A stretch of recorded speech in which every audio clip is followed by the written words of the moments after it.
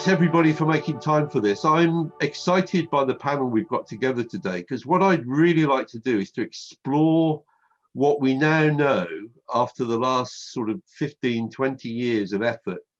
What do we now know about how to make sure that local communities benefit from the tourism that takes place around them? And we've got people from South Africa, from the Gambia, and from Kerala in India, all of whom have been engaged in trying to find solutions to that problem.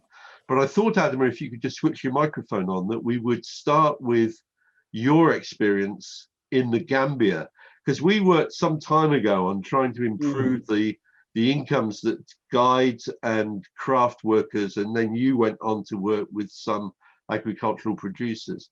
And it'd be just useful to hear from you briefly what your experience of doing that was before we move. Yeah, that was actually in 2000 when we were actually looking at the history. The background of that is, before we started the project, there was really aggressive competition between the small players. Like the taxi drivers will hate the guides for taking tourists somewhere without using their services. And the craft market also will hate the taxi drivers for actually taking tourists out of their area but into other areas. So there was a lot of contradiction between the small players. And apart from that, the formal sector did not have any of it, because they didn't want the small businesses to take over some of their businesses, like the juice presses who were just outside the gates of the hotel. And the tour operators will not like the guides also to take, because the guides are really effective. They know the country better than the bigger tour operators. And the tour operators have seen that the guides are taking out business from them. So we had this task. Actually, when Harold was here, in 1 year, they were actually, some of them were physically fighting each other. So we thought that needs to be dealt with. So we applied for funding through, we were successful to get DFID to support us. And it was mainly looking at market access for small players. So what we did was to put together all the small players. What we have in the Gambia is clusters. So you have a Senegambia cluster where you have the bigger hotels.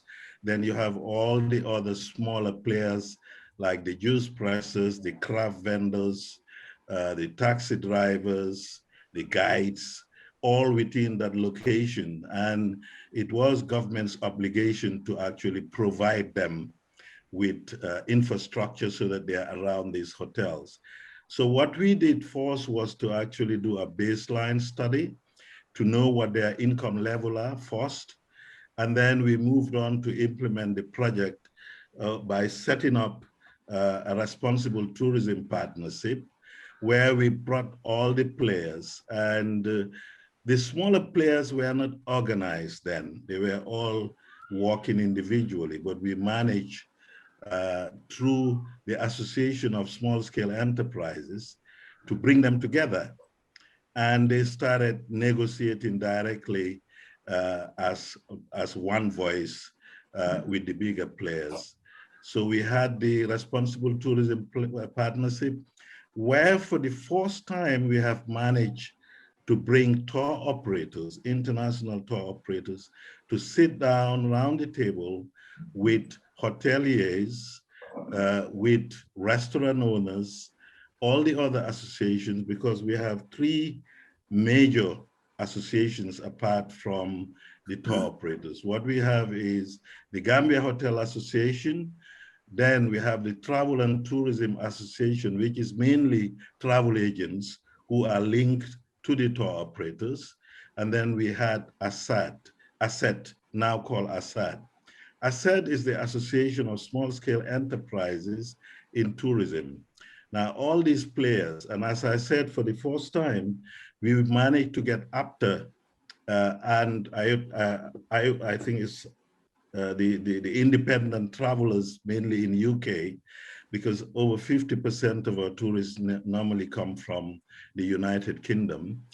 Through their federation, we managed to get them to be represented around the table so that we can look at ways and means of getting the informal sector to participate. Now, we managed to convince them because we said tourists, when they come to the Gambia, are not just interested in being in a hotel all the time. And the operators had this trick of telling their guests that if they go out, they will be hassled. Of course, there is hassle, but they put it in such a way that many of the tourists are afraid of going out, and it's a de facto inclusive holiday they will have within the hotels, because of course they will be afraid of going out, where in reality we had young people who, because of how restrictive the industry is, are actually overdoing their profession by begging and hassling tourists. So we managed to tell them we can only stop this when those outside the gates of the hotel can get an income. Because otherwise what you do is you hide in the contradictions outside, and then what happens is everyone fails. And tourists do not want to stay within the walls of the hotel all the time. They want to experience real Gambia. So if you make it horrible for them to go out, they go home, they will say, I've not enjoyed my holiday. Everyone knows everyone is coming from a home. So it's not the hotel that is the attraction. What is the attraction for many tourists is not to come to a hotel. The hotel is just an obvious factor. They must stay within a place, they must sleep there. What is interesting for them is to go out. And if you make Adama, it difficult for them to go out. Adama, that's a great place to move on to James. But just before we do, we've actually been able to demonstrate that by using those kinds of methods and getting people to work together between the informal, well, within the informal sector and between the informal sector and the formal sector, it is possible to make a much better experience, both for the guest and to raise the incomes of the informal sector, which is what I'd like to come back to in the second part of this discussion. But James, can we come to you in Cape Town? Because you've done something similar in terms of improving the experience for the guests who come to visit Cape Town, but you've done it in a different way to the way that Adama has just described. Yes, thank you, Harold, and greetings to all my colleagues around the world. Really, thank you for the opportunity to present Utandu. So, basically, Utandu is a Zulu or Xhosa word for love. And the name of the organization is Utandu South Africa. And essentially, we are a non-profit organization that is linking tourism with a very broad range of community development projects and social entrepreneurs here in Cape Town. And the idea was really to tap into the resources of the tourism industry to support a broad range of community projects. So there's basically two main elements to what we're doing. As a non-profit organization, we are making it very easy for tour operators, tourism stakeholders like travel trade shows like We Are Africa. We are making it easy for those organizations to identify reputable, reliable, impactful community projects that they can support. The second major leg was really when we started Utandu 13 years ago, we didn't want to just go to the tourism industry and say, please support community projects. We wanted to say to those tour operators, many of whom are really passionate, they're sitting in their offices in New York, London, Paris, even Cape Town. We wanted to make it easy for their clients to go and visit those projects that they were supporting.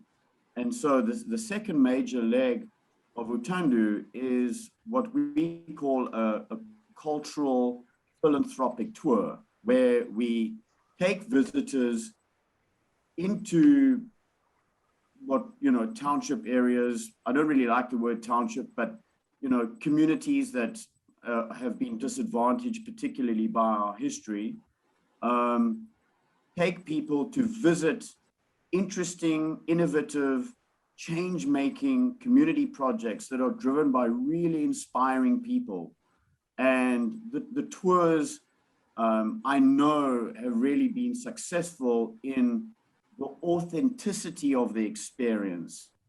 James, thanks. So what we've got now are two different examples. One from the Gambia, where cooperation between the informal sector with the formal sector as well has increased what can be earned.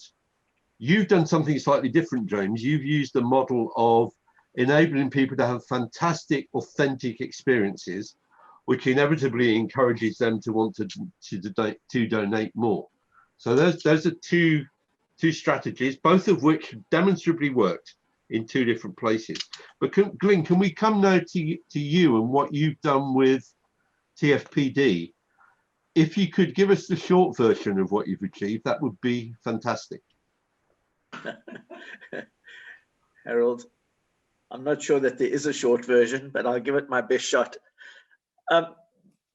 Just to describe TFPD, we are a company that has the sort of mantra of working with communities, partnering with communities to commercialize their tourism assets.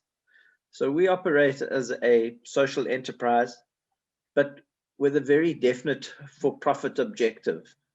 And it's for a very simple reason. If we don't make a profit, then the communities don't make a profit.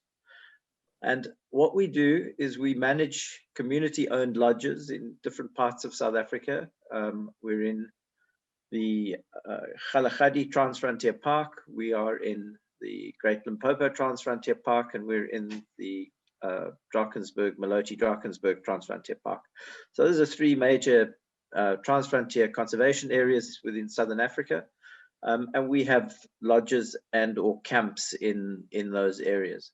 In total, on any given night, we have 300 bed nights that we have to fill, which, as you can imagine, under the current COVID situation, is a major challenge in our lives. But somehow we've managed to get through, and it's been done with it again in partnership with our people, our staff, and our stakeholders by engaging with them. Just to be clear for other people's benefit, the communities actually own these lodges, don't they? They do indeed. So they are the primary stakeholders, and they're the primary beneficiaries when there's profit. In fact, the communities own everything. We own a piece of paper called an agreement, and that's the sum total of what we own. And that's part of the challenge, and it's also part of the original structure of what we do, and part of an ongoing dialogue with various players, government, NGOs and others, on how to actually make all of these come together and work. Because very often, and that's part of the problem, is that you have organizations that provide funding, and something starts and then the funding runs out and then it fails. On the other hand, if you don't start with funding for some of these remote rural areas, you'll never have anything. And in the Kgalagadi, our lodge there, Klaas Lodge, from which I just returned a couple of days ago, is a perfect example of a place that was built. Its address is Dune 91 off the Awab River Road, Kgalagadi Transfrontier Park. It is 30 kilometers from the nearest gravel road through the sort of swathes of sand dunes that are in that area. And to reach it is a mission of its own. And the lodge was built there, and whether due consideration was given to how you would get tourists there, that's a different matter. But had it not been built with support funding from government, no one would ever have built a lodge there. Having been built there and having worked at developing it and developing a market for it, it now has become a self-sustaining operation. And I think that for me is a key objective of how we operate, is to take something that's... Glyn, remind me, Klaus is owned by which communities? It's owned by two communities, the Komani San, a Bushman community, and the Meer community, who are a mixed race community that live in the area around Rietfontein, Belkom, and Hardepeest. So they were the recipients of a land claim back in the year 2000, and I think, in fact, I think it started in 2000. I think it was concluded in 2002. And there's a well-known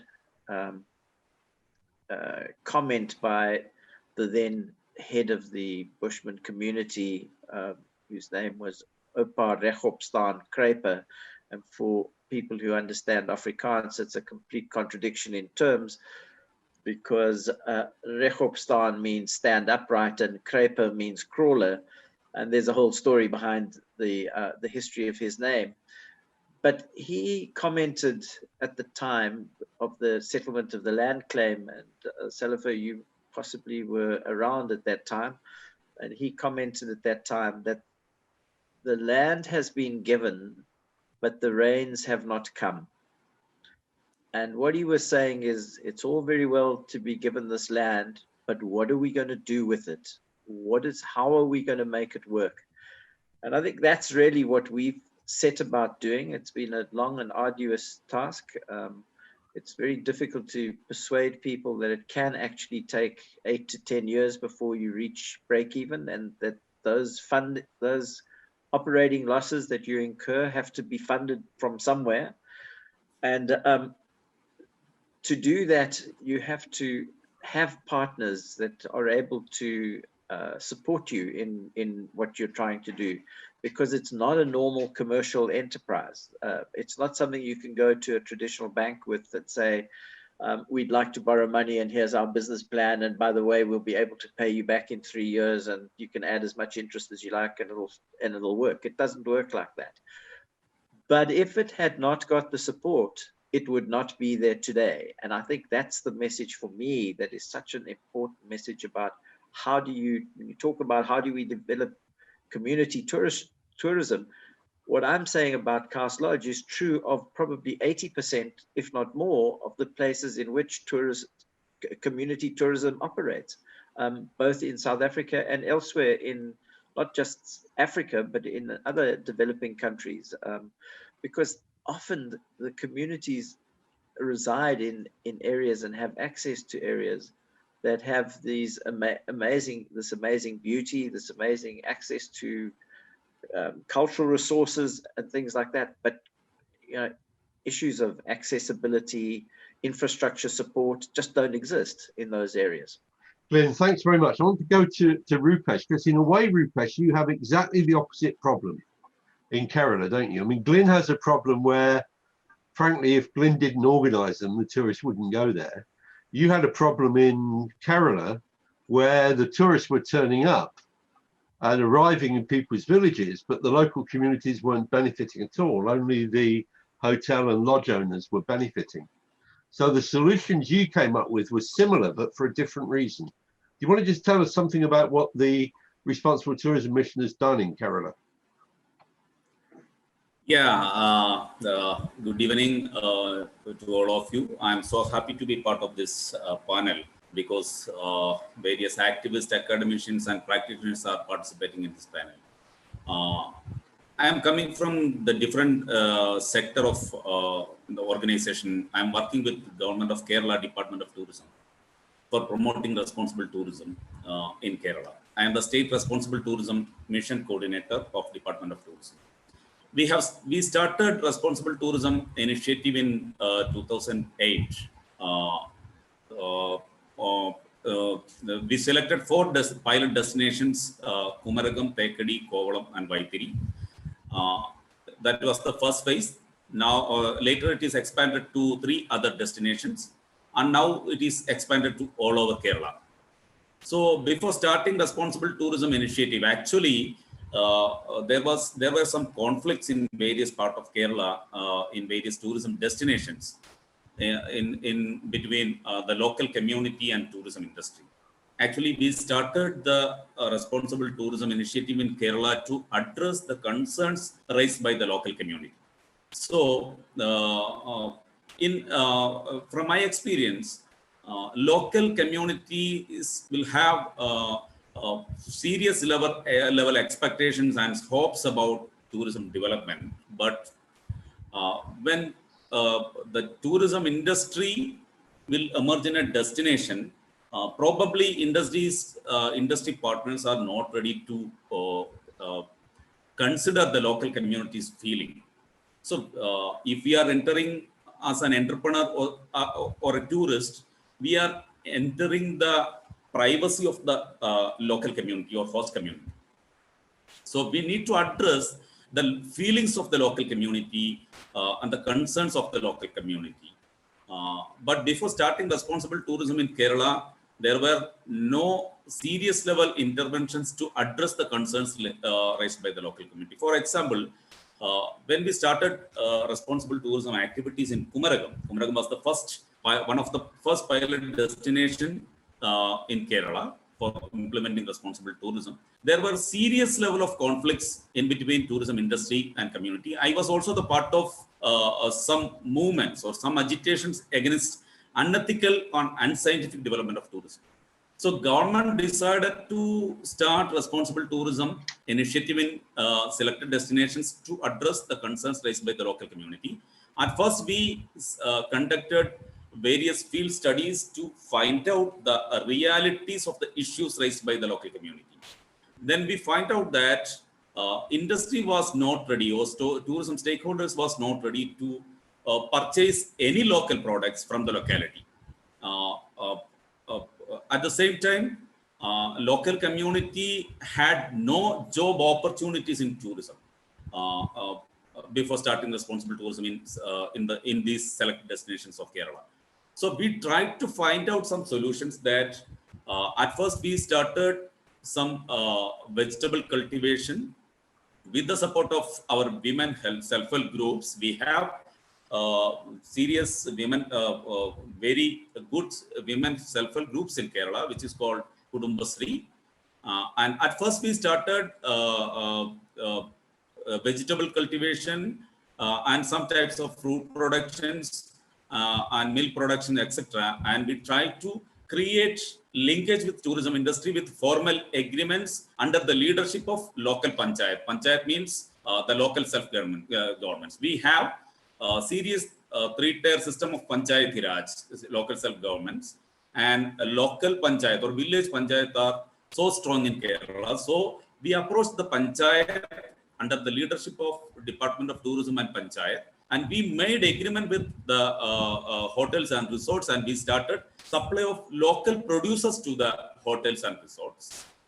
It was the part of our economic responsibility part. Actually, all of you know that because Dr. Harold is moderating this session. Dr. Harold Goodwin always supported us to promote serious level responsible tourism initiatives in Kerala, and he supported very well. He gave us guidance. Under the guidance of Dr. Harold, we made agreements with the tourism industry for the purchase of local goods and services. And later it is expanded to socio-cultural responsibility.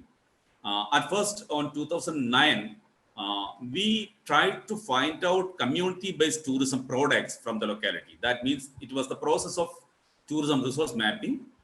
Actually, I was the consultant from the beginning, and I was the coordinator of that destination for implementing responsible tourism in destinations. So we tried to find out traditional livelihood activities, and we tried to convert them as community-based tourism products. Then we made a beautiful, one of the unique community-based tourism product, tourism package. Its name is Village Life Experience Package.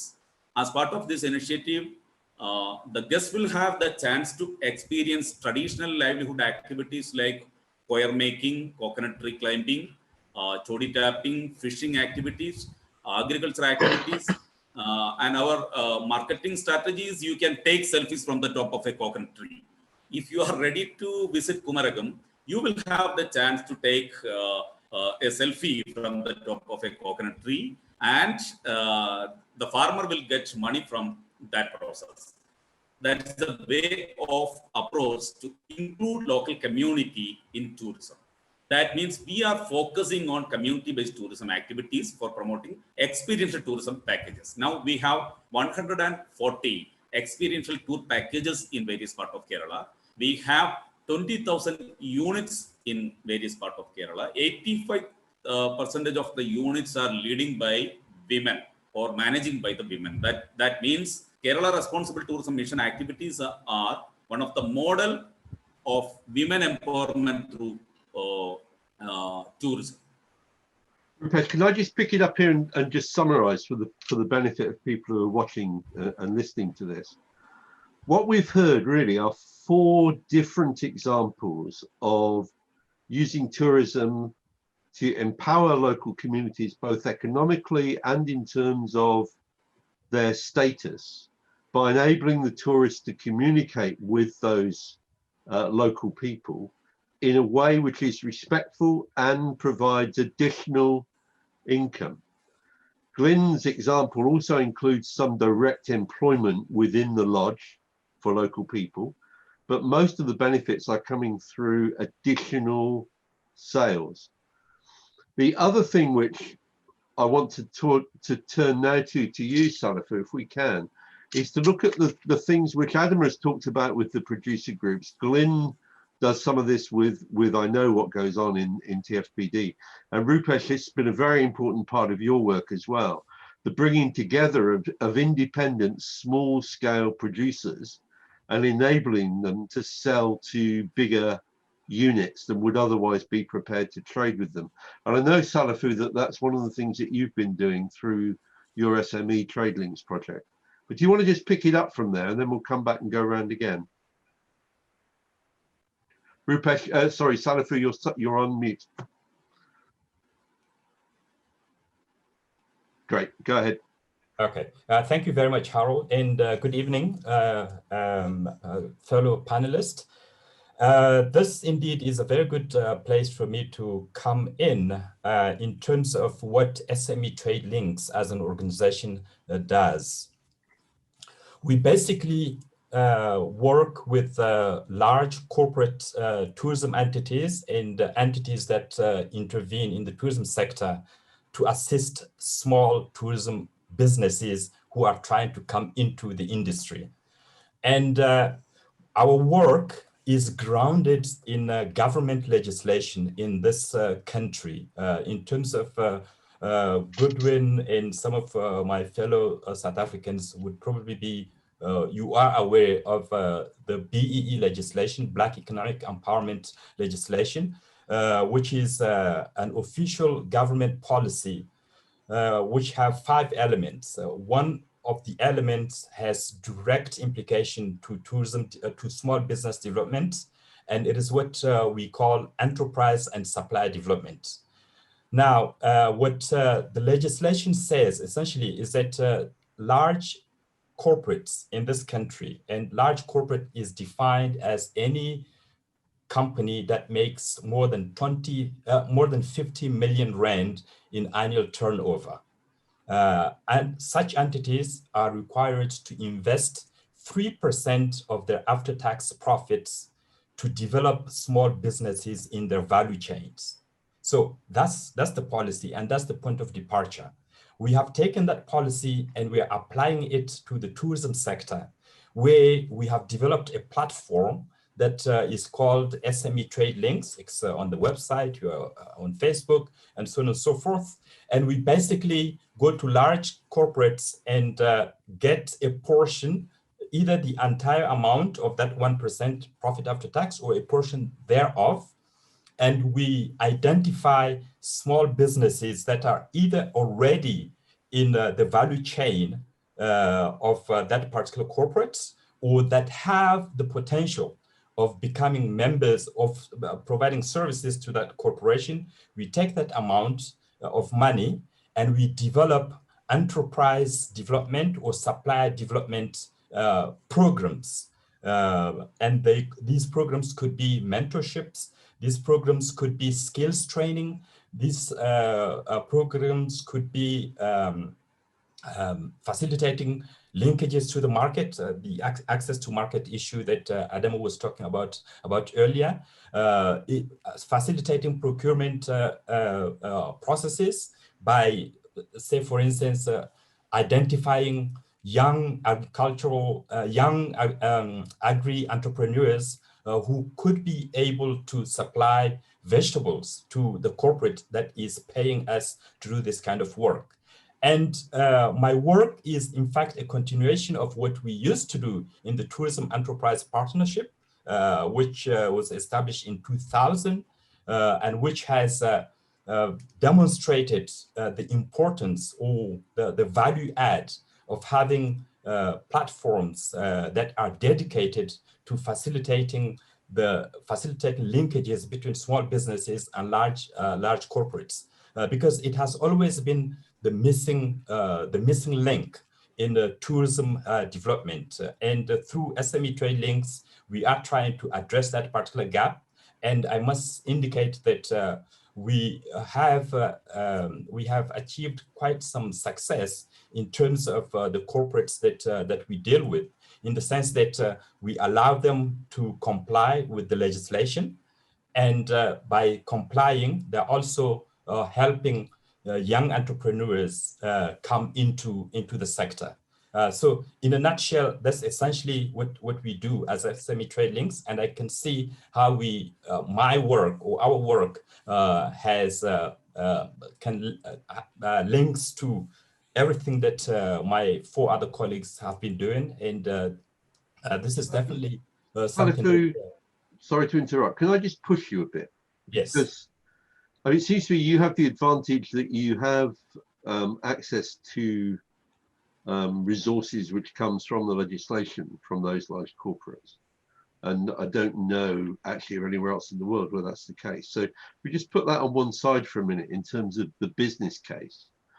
To what extent are those corporates recognizing that there is value in the authenticity? I mean, South Africa has an extraordinary ethnic diversity. The Gambia has actually got more per head of population than you have, before Adam chips in and just points that out. But the truth is that South Africa has enormous ethnic diversity, and yet you don't actually, it's quite difficult to get to meet those different groups and to experience their cultures.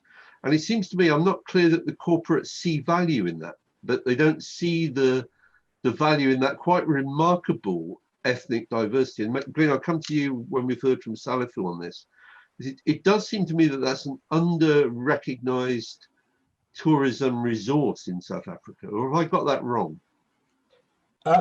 I suppose, Harold, it is an argument that can be made that the potential of tourism, although recognized, the potential has been recognized. For all intent and purposes, the potential has been recognized. Now, do we have the right policies or the right tools on the ground to realize that potential?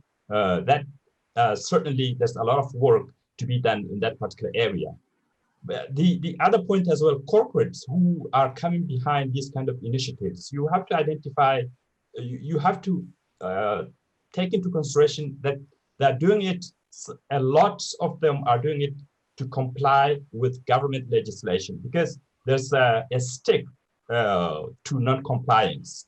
And quite frankly, you'd rather go with the carrot than the stick, which would basically cut you out from government procurement processes if you don't comply with these BE elements. There's that aspect. But to be honest, there are also companies that have recognized that there's the real strategy behind using the BE legislation to achieve tourism development. And they are doing it. If you talk to companies like South African National Parks, for instance, and the work that they're doing out of Kruger National Park, in terms of the communities that are outside the park, how they are slowly but surely organizing them into producing cooperatives that these lodges can basically get their produce from. So I think that's a good point to go to Glyn. Glyn, what's been your experience? Because you work a lot on the edges of some parks. You're muted, so put yourself back on. What's been your experience, Glyn? Well, I think that just listening to what Salifo has been saying, I think he and I need to have a very in-depth discussion offline, because I can think of a number of ways in which you can turn the carrot and the stick into a carrot for corporates. I mean, to me, just an example is that in Limpopo, we have probably Limpopo province, one of the most amazing cultural diversities that exists in this country, and the art and crafts are of the most amazing international standard. And yet the crafters battle.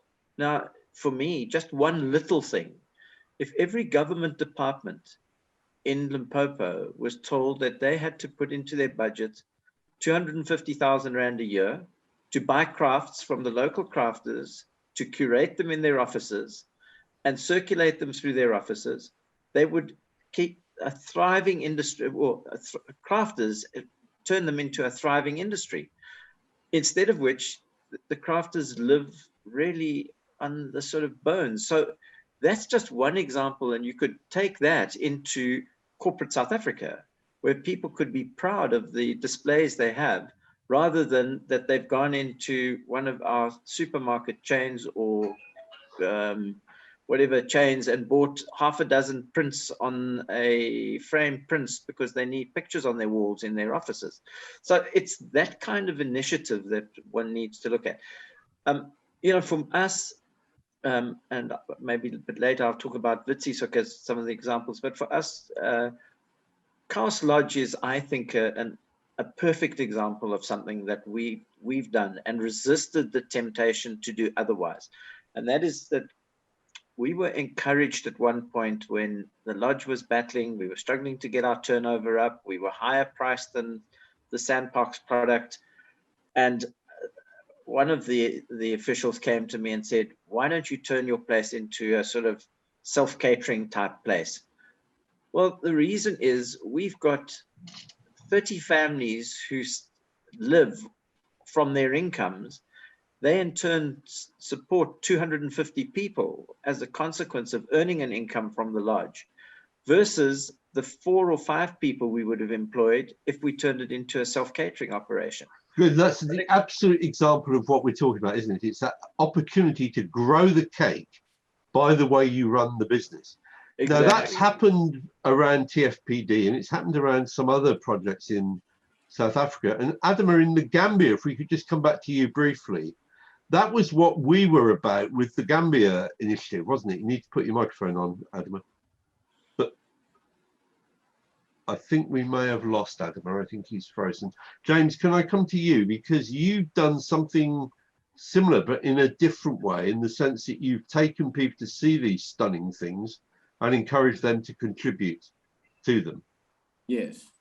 So, I mean, the diversity of community projects that we are working with, you know, covers sectors from urban agriculture, youth development, early childhood centers, skills development, unemployment, developing people who are unemployed.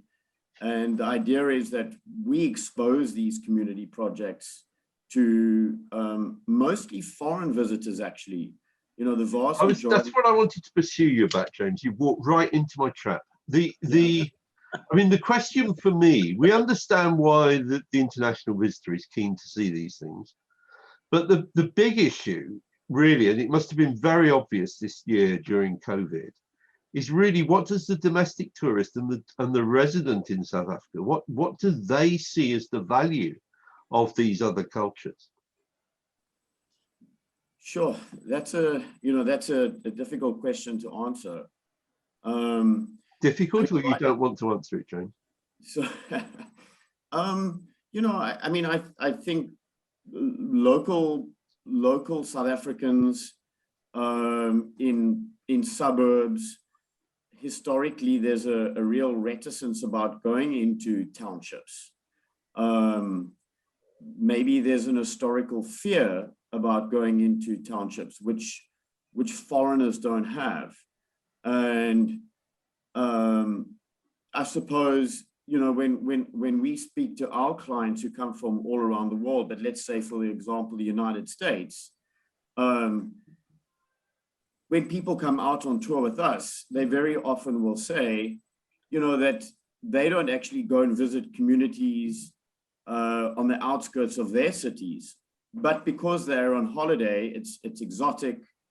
There's a greater kind of interest. They're out of their comfort zone and they don't have any historical context to those communities. And it's quite interesting, actually, just yesterday, we're coming up to our end of our financial year, and looking at particularly this last year, the vast majority of support that we received came from, international donors. It seems to me that I know in the Gambia, Adama, the practices that you've been engaged in have always been about finding additional livelihoods for people who are already trying to make a living from tourism. It's always been about additional. In your case, James, you've been working really hard at bringing resources to groups which already exist by connecting them with tourism in one way or another, but it's been existing people. And Glyn, in your case, you have created some direct employment through the lodges, but a lot of it has been through your supply chain for food, for soft furnishings, for the making of furniture, the making of pots and so on. So a lot of it has come through the supply chain. And similarly, Rupesh, you've worked a lot with people who've already got a way of making a living to try and get them some additional monies by enabling them to engage with tourism. So you haven't, I would argue that none of you have increased dependency on tourism. You've rather tried to use tourism money to enhance livelihoods, but not to replace. And Rupesh, when you think of that census that you and I did of the impact of tourism on Kumarakoram, we found that most households made something from tourism, but they also had other sources of income, so they weren't dependent.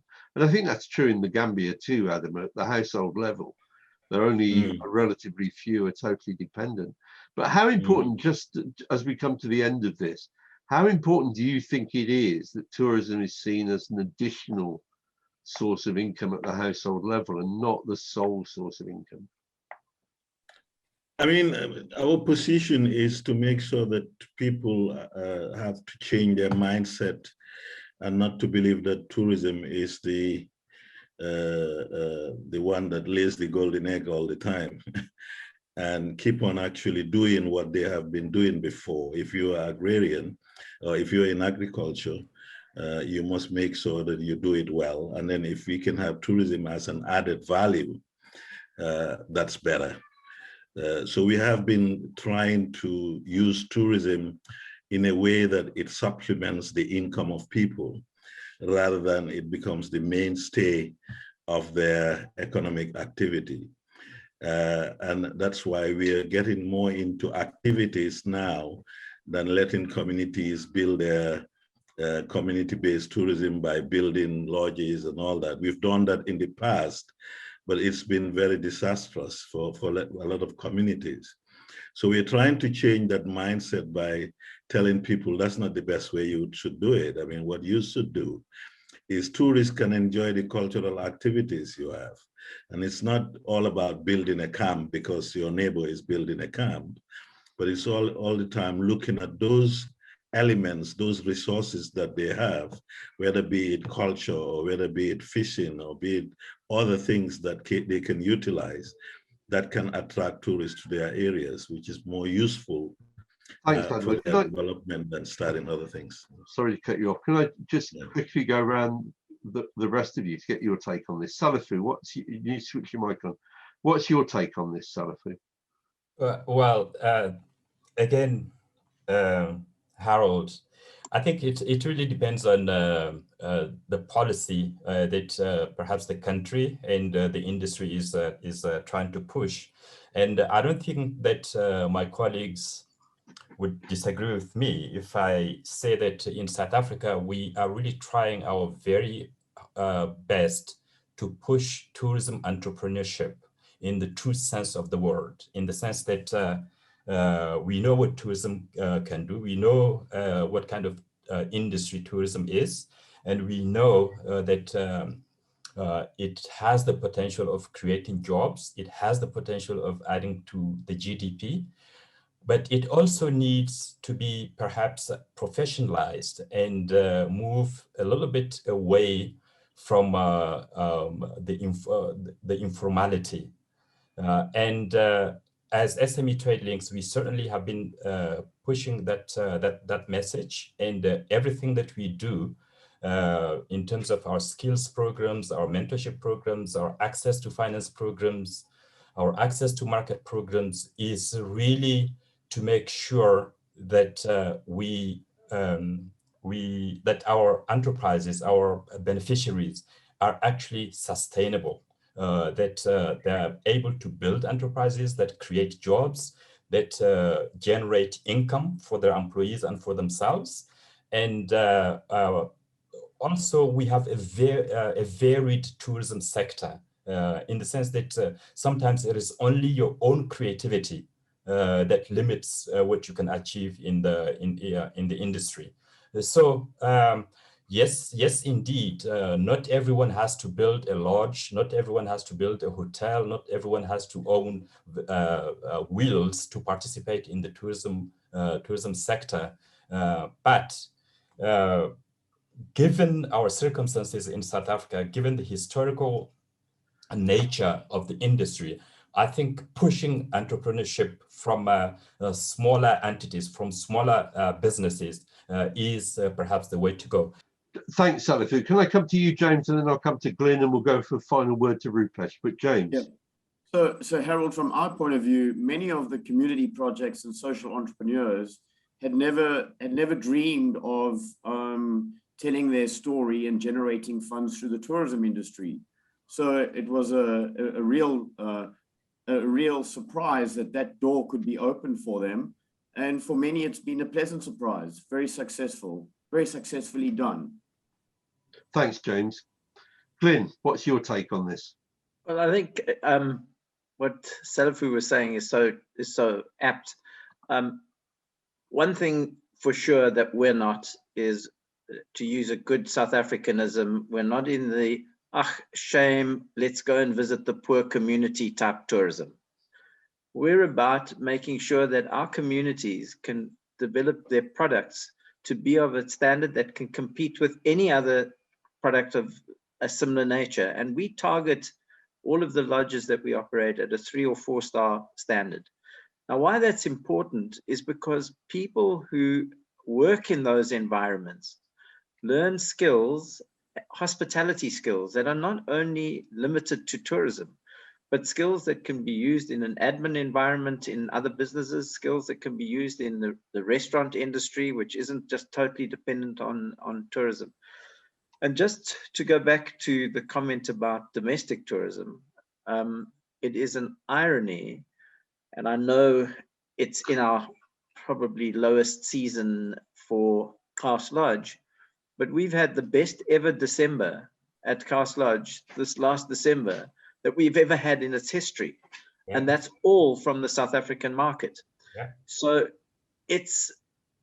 was about pricing to a large extent. It was about those people who would otherwise have been skiing in wherever, Aspen or wherever they would have been, who were traveling in South Africa, people who wanted to get into the wide open spaces and be away from this dreadful disease. And I think as a last word, I just want to say that, yeah, I am forever the optimist. We've suffered a huge amount of stress and strain through this last 12 months. When anyone asks how we're getting on, I said we survived the last month end, and hopefully we'll survive the next month end, but we live from one month end to the next. But COVID will go and we will recover. And so you can't just throw out the baby with the bathwater. And that's one of the issues that we've had to focus on, is how to keep this industry alive. And yes, it will be a question of survival of the fittest. But to be quite frank, if you had asked me in April, May last year, where would we be today? I would never, ever have imagined that we would still be trading and still be surviving and still be going on. And it's just because, and that's part of the skills that people need to learn in any business, it's hard to adapt. And we took our staff with us as partners in this journey. Most of our staff are working 20% of the month, 25% of the month at the moment, and that's all they're getting paid for. But they are managing. But the most important thing is it's keeping their lodges open. And the lodges will be there when trading and tourism returns in great ways. And we focused on how can we increase our penetration of the domestic market. Glenn, you're absolutely right. Resilience is a key issue going forward. Rupesh, you're going to have the last word, briefly. Yeah, actually from the beginning, Responsible Tourism Mission tried to create awareness that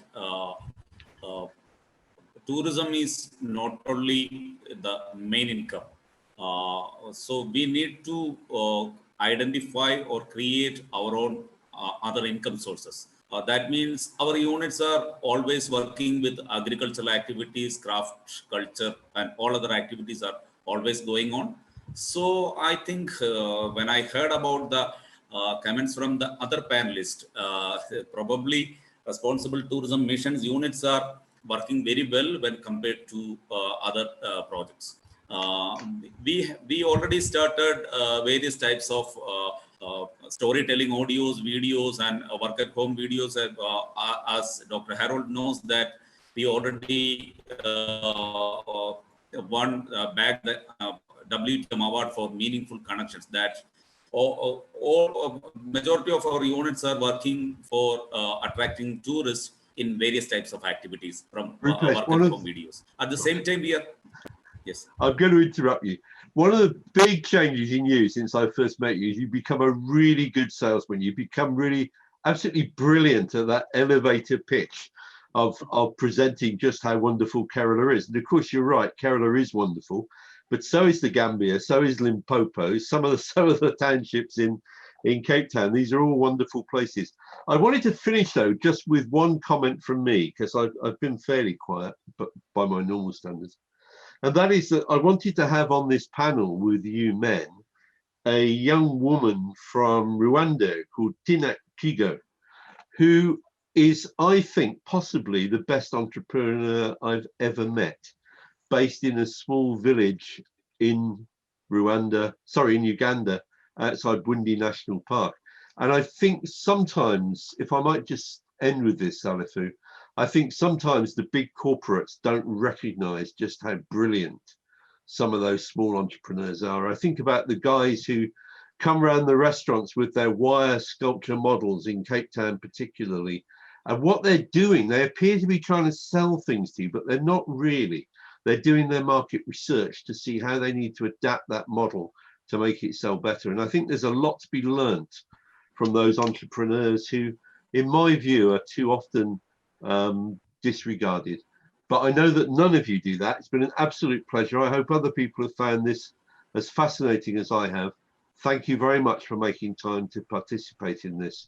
And I'm looking forward, I hope, to engaging with all of you more in the coming few years.